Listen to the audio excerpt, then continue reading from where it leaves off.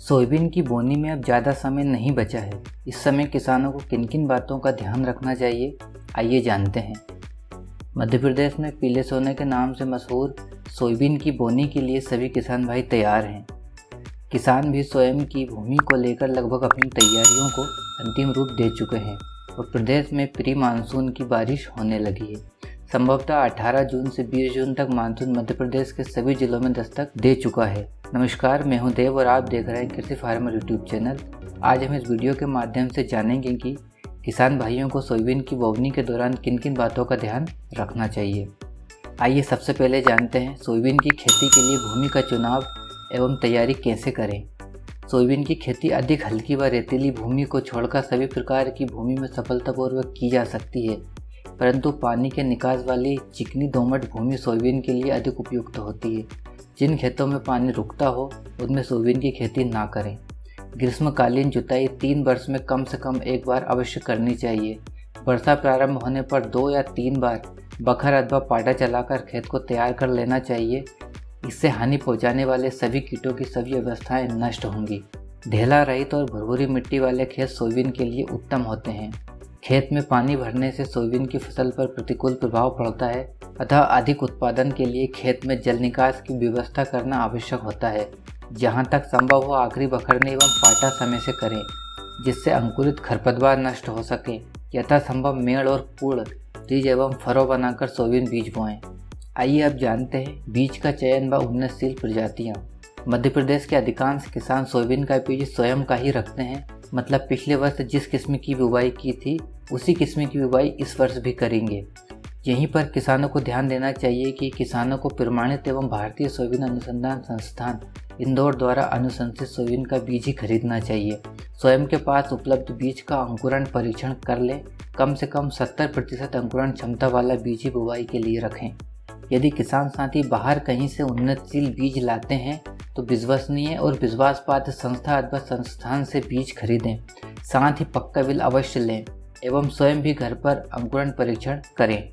किसान भाई अपनी जोत के अनुसार कम से कम 2 से 3 किस्मों की बुवाई करें।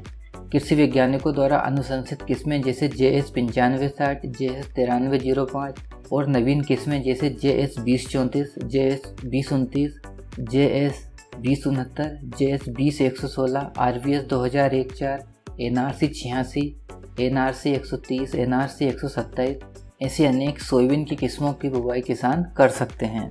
साथ ही साथ रोग प्रतिरोधक किस्मों का भी चयन करें, जैसे 2029 किस्म जो येलो मोजेक वायरस और चारकोल रोट के लिए रेजिस्टेंस है, JS 2034 जो गडल विटल स्टेम फ्लाई और चारकोल रोट के लिए रेजिस्टेंस है, NRC 86 जिसको हम अहिल्या 6 भी कहते हैं, वो बैक्टीरियल पास्टूल, पोर्ट बिलाइट, कॉलर रोड और गडल विटल और स्टेम फ्लाई जैसी बीमारियों के लिए प्रतिरोधी है। इसके अलावा JS 2029 जो yellow mosaic virus, charcoal rot, bacterial pustule, alternaria leaf spot, pod blight ऐसी अनेक बीमारियों के लिए रेजिस्टेंस है। सोयाबीन की फसल में प्रतिवर्ष बीमारी एवं रोग लगने के कारण फसल की पैदावार प्रभावित हो रही है।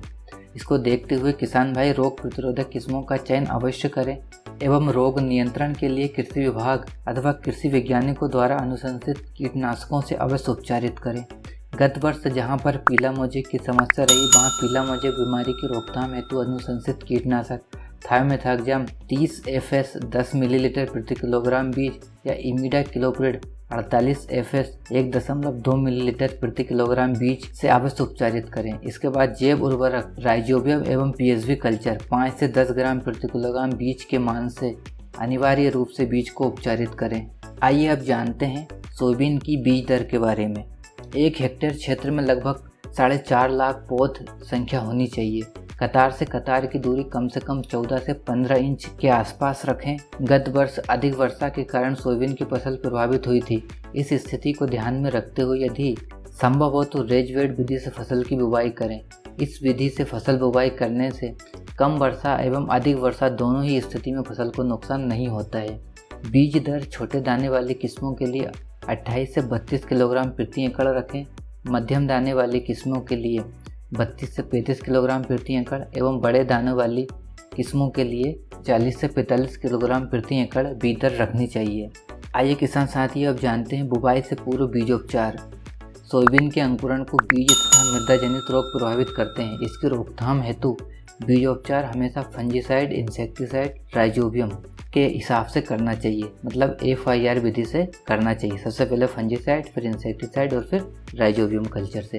सोयाबीन के अंकुरण को बीज तथा मृदा जनित रोग प्रभावित करते हैं। इसकी रोकथाम हेतु बीज को थायरम या कैप्टान 2 ग्राम, कार्बेंडाजिम या थायोफेनेट मिथाइल 1 ग्राम मिश्रण प्रति किलोग्राम बीज दर से उपचारित करना चाहिए, अथवा ट्राइकोडर्मा 4 ग्राम अथवा कार्बेंडाजिम 2 ग्राम प्रति किलोग्राम बीज की दर से उपचारित करके बीज को बोना चाहिए।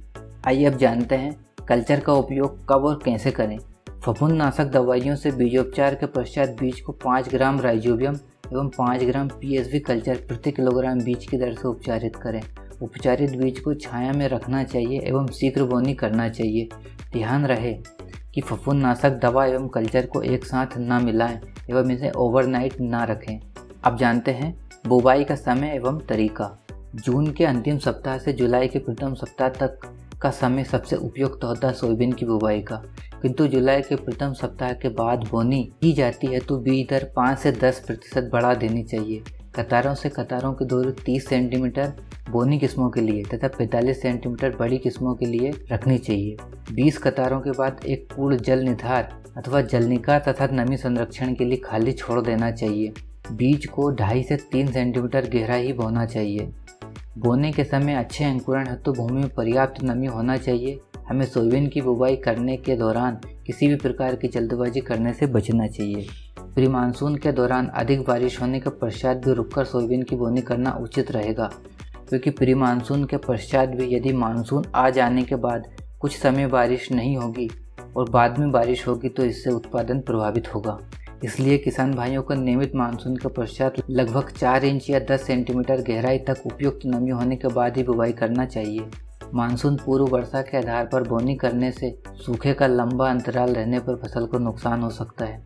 आइए अब जानते हैं कि सोयाबीन की क्रॉप में हम अंतर्वर्तीय या इंटर क्रॉपिंग किस किस क्रॉप की कर सकते हैं।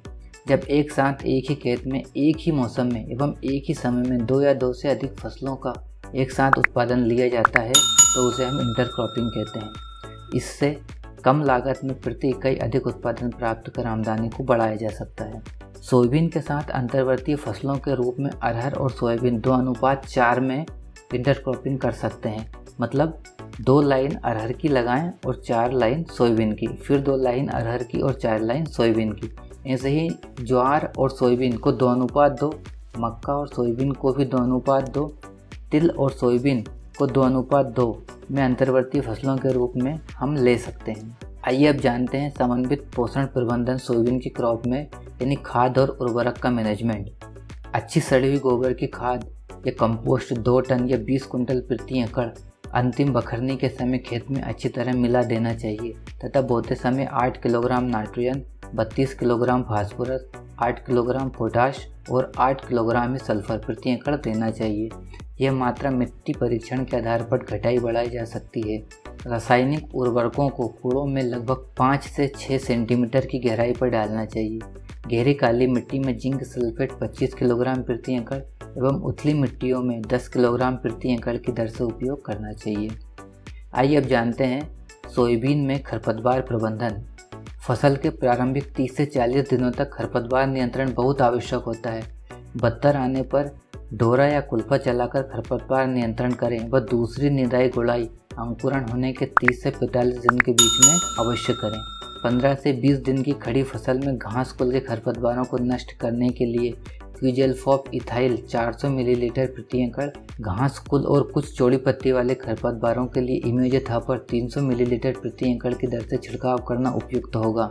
निंदानाशक के बीडीसाइड के प्रयोग में बोनी के पूर्व फ्लूक्लोरेलिन 800 मिलीलीटर प्रति एकड़ आखिरी बखरनी के पूर्व खेतों में छिड़कें और दवा को भलीभांति बखर चलाकर मिला देवें। बोने के पश्चात एवं अंकुरण के पूर्व एलाक्लोर 1.6 लीटर तरल या पेंडिमेथिलिन 1.2 लीटर प्रति एकड़ या मेटाक्लोर 800 मिलीलीटर प्रति एकड़ की दर से 250 लीटर पानी में घोलकर नोजल की सहायता से पूरे खेत में छिड़काव करें।